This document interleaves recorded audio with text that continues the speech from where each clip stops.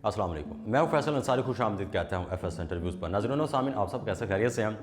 आप सबसे गुजारिश ये है कि अगर अभी तक आपने चैनल को सब्सक्राइब नहीं किया, चैनल को सब्सक्राइब कर लें और साथ बेल आइकन को प्रेस कर लें ताकि आने वाली तमाम वीडियोस आप देख सकें। आज मैं बात करने जा रहा हूँ RTS विद 24+ के होस्ट जनाब रेहान तारक साहब। रेहान तारक के ख़िलाफ़ मैं नहीं हूँ, सिर्फ कुछ पॉइंट्स ऑफ व्यू हैं वो मैं आपकी नज़र करना चाहता हूँ। जिस तरीके से आदमी ने हिम्मत, ताकत और सलाहियत के साथ रेहान तारक की क्लास ली है ए से लेकर जी तक, और जिस तरीके से वो अपने प्लेटफॉर्म पे मदु करते हैं ए से लेकर जी तक, उनको बेनकाब करते हैं, एक्सप्लेन करते हैं और लोगों को उनका जो सही चेहरा है वो दिखाने की कोशिश करते हैं। और किसने वीडियो बनाई थी?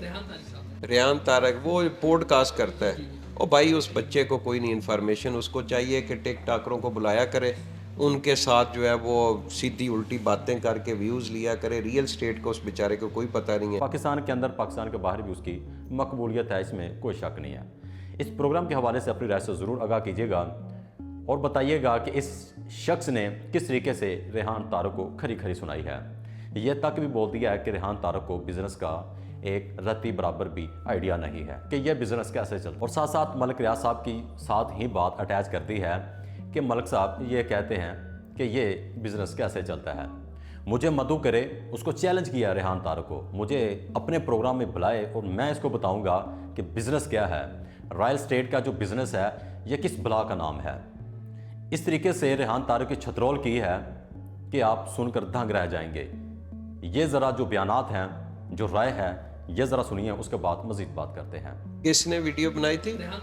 रेहान तारक। वो पॉडकास्ट करता है। और भाई उस बच्चे को कोई नहीं इन्फॉर्मेशन, उसको चाहिए कि टिकटॉकरों को बुलाया करे, उनके साथ जो है वो सीधी उल्टी बातें करके व्यूज़ लिया करे। रियल स्टेट को उस बेचारे को कोई पता नहीं है।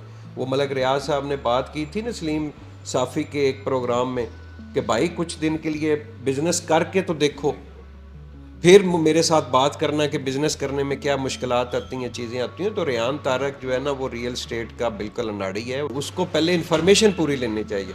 आपने वो वीडियो सुनी होगी, जिसने भी सुनी है वो साफ नज़र आ रहा था कि भाई उसके पास कख इन्फॉर्मेशन नहीं है कि चौधरी अब्दुल मजीद कौन है, इससे पहले कितने प्रोजेक्ट वो डिलीवर कर चुका है, क्लाइंट इन्वेस्टर का चौधरी अब्दुल मजीद साहब के ऊपर कितना ट्रस्ट है, मार्केट में उनका क्या रोल है, उसको कोई इन्फॉर्मेशन नहीं है। रियल स्टेट के शोबे के लिए या चौधरी अब्दुल मजीद साहब के ख़िलाफ़ जो उसने वीडियो बनाई है, मुझे बुलाया अपनी पॉडकास्ट में, मैं उसको बताता हूँ। जी बिल्कुल, जिस तरीके से आपने जनाब की बात सुनी है कि मुझे मदु करो, इसको क्या आइडिया, इसको क्या पता है कि बिज़नेस क्या चलता है। इसको सिर्फ अपना ये प्लेटफॉर्म ही नज़र आता है। किसी को बुलाया, किसी की छतरोल कर दी, किसी को बुलाया, उसको बेनकाब कर दिया, चाहे कोई सियासी शख्सियत, समाजी शख्सियत, कोई भी हो, उसको इस तरीके से उसकी क्लास लेते हैं कि लोग सिर्फ क्लैपिंग करते हैं, अश्क अश्क करते हैं, वाह जी वाह रेहान तारक साहब ने ये कर दिया। वो तो किसी को बख्शता ही नहीं है, वो किसी को माफ़ तक नहीं करता।